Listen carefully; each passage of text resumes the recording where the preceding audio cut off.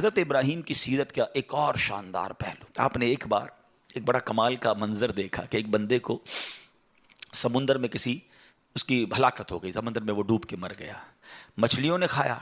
اس کی باڈی کو، تھوڑی دیر بعد اس کی لاش سمندر کے کنارے پہ آئی، تو پھر جانوروں نے کھایا، اس کے بعد دیکھا کہ پرندے آئے، پرندوں نے بھی اس کی باڈی سے کھایا۔ آپ کے ذہن میں خیال آیا کہ یا اللہ، یہ بندے کو قیامت کے دن تو کیسے اٹھائے گا؟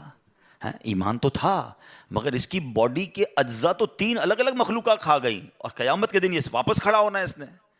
تو سبحان اللہ، آپ نے اللہ سے کہا وَإِذْ قَالَ إِبْرَاهِيمُ، پھر یہ دیکھیں حضرت ابراہیم کا یہ واقعہ بھی قرآن میں موجود، 3 پارے میں سورہ بقرہ۔ آپ کہتے ہیں وَإِذْ قَالَ إِبْرَاهِيمُ رَبِّ أَرِنِي كَيْفَ تُحْيِي الْمَوْتَى، اے اللہ، حضرت ابراہیم نے عرض کی کہ اے میرے رب، مجھے دکھا دے تو مردے کیسے زندہ کرے گا۔ ارشاد ہوتا ہے قَالَ أَوَلَمْ تُؤْمِنْ، اے ابراہیم تو ایمان نہیں لایا، تجھے یقین نہیں؟ قَالَ بَلَىٰ وَلَكِنْ لِيَطْمَئِنَّ قَلْبِي، اے اللہ ایمان لایا ہوں، مجھے یقین ہے، مگر میں ذرا دل سے دیکھنا چاہتا ہوں اور قرار آ جائے، میں عین الیقین چاہتا ہوں، میں اس کو مزید دیکھنا چاہتا ہوں۔ قَالَ فَخُذْ أَرْبَعَةً مِّنَ الطَّيْرِ، قرآن کہتا ہے رب نے فرمایا کہ اچھا 4 پرندے لے، فرمایا اس کو اپنے ساتھ ہلا لے، اپنے ساتھ مانوس کر لے، پھر ان کا ایک ایک ٹکڑا پہاڑ پر رکھ دے، منہن جزءا ثم ادعوہن یاتینک سعیا، فرمایا پھر انہیں بلا، وہ تیرے پاس چلے آئیں گے پاؤں سے دوڑتے، وَعْلَمْ أَنَّ اللَّهَ عَزِيزٌ حَكِيمٌ، اور جان رکھ اللہ غالب حکمت والا ہے۔ اب ہوا کیا، حضرت ابراہیم کو حکم ہوا کہ 4 پرندے لیں۔ اب آپ نے چاروں پرندے الگ الگ لیے، مور لیا، کبوتر لیا، آپ نے مرغ لیا اور ایک گدھ لیا، ان چاروں کو اپنے ساتھ تھوڑا ٹائم رکھا تاکہ وہ آپ سے انسیت پالے، تاکہ چاروں کے بارے میں کنفرم بھی ہو جائے کہ یہی 4 ہے، کوئی اور مکس نہ ہو جائے۔ اس کے بعد آپ نے چاروں کو ذبح کیا، چاروں کا قیمہ بنایا اور چاروں کا قیمہ مکس کر دیا، چاروں کا الگ الگ نہیں، چاروں کا ٹوٹل مکس کر دیا، اور اس کے چھوٹے چھوٹے پیس سمجھ لیں 4 پہاڑ پر رکھ دیے، الگ الگ پہاڑوں پر، اور چاروں کی جو چہرے تھے یعنی ان کی کھوپڑیاں تھیں وہ اپنے پاس رکھی، اس کا قیمہ نہیں بنایا، یعنی ان کے سر آپ کے پاس ہیں چاروں پرندے کے، چاروں کا مکس قیمہ ہو چکا ہے، اور 4 الگ الگ پہاڑ پر رکھ دیے۔ قرآن نے کیا کہا تو انہیں پکارو ہیں۔ اب یہ بھی ذرا میں آگے آ کے بتاؤں گا اس ایک خوبصورت آیت کے اس جز سے کیا سیکھنے کو مل رہا ہے۔ قرآن نے کیا کہا کہ انہیں پکارو، تو آپ نے کہا یا ایھا الدیک، اے مرغ، یا ایتھا الحمامہ، اے کبوتر، یا ایھا النسر، اے گدھ، یا ایھا الطاؤس، اے مور۔ آپ کی پکار پر وہ چاروں پرندے جو ہیں ان کا قیمہ اب آسمان پر اڑنا شروع ہوا ہے۔ فکشن، گرافکس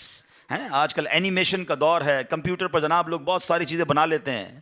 سنو 5000 سال پہلے قرآن میں یہ واقعہ موجود ہے کہ کیا ہوتا ہے، ان چاروں کا قیمہ اڑتا ہے، اور اب جس کا مرغ کا ہے وہ مرغ کی طرف، مور کا ہے تو مور کی طرف، کبوتر کا چاروں کے جسم پورے کمپلیٹ ہوتے ہیں،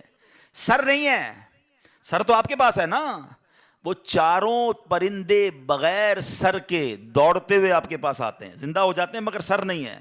قریب آتے ہیں تو حضرت ابراہیم نے ان کا سر جو ہے وہ واپس ان کے پاس لگا دیا، سب سر بھی ان کا لگ گیا، آ کر دانہ چگنے لگ گئے۔ حضرت ابراہیم نے اپنی آنکھوں سے مردوں کو زندہ ہونے کا واقعہ دیکھا اور آپ کے دل کو اطمینان اور قرار آیا، یہ میرا رب یہ ہے۔ کیسے ہیں، کہتے ہیں کسی کو شیر کھا جائے، کسی کو مچھلی کھا جائے، کسی کی سمندر میں موت آ جائے، معاذ اللہ کسی کے پرخچے اڑ جائیں، کوئی آگ میں راکھ ہو جائے،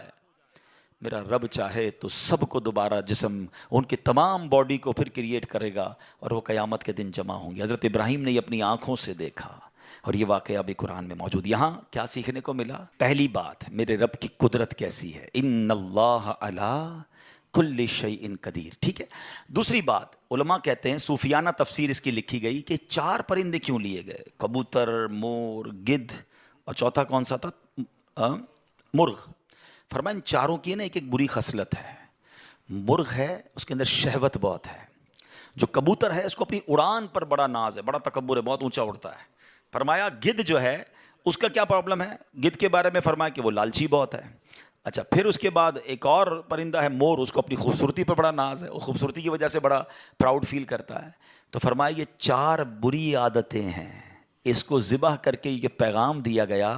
کہ اگر تم بھی اپنی اونچی اڑان، اپنے اونچے مرتبوں، اپنے اونچے مقام کا تکبر چھوڑ دو، اپنی خوبصورتی پر گھمنڈ کرنا چھوڑ دو، ہوس اور شہوت کے بعد اپنے آپ کو بچا لو، لالچ کر کے دنیا کے بال کے پیچھے بیڑا غرق اپنا نہ کرو، اگر ان عادتوں کو ذبح کر دو تو اللہ آج بھی تمہارے دل کو زندہ فرما دے گا۔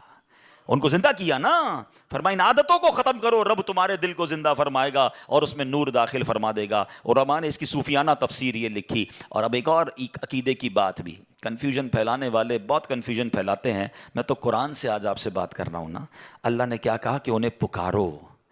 وہ تو دنیا میں نہیں تھے پرندے،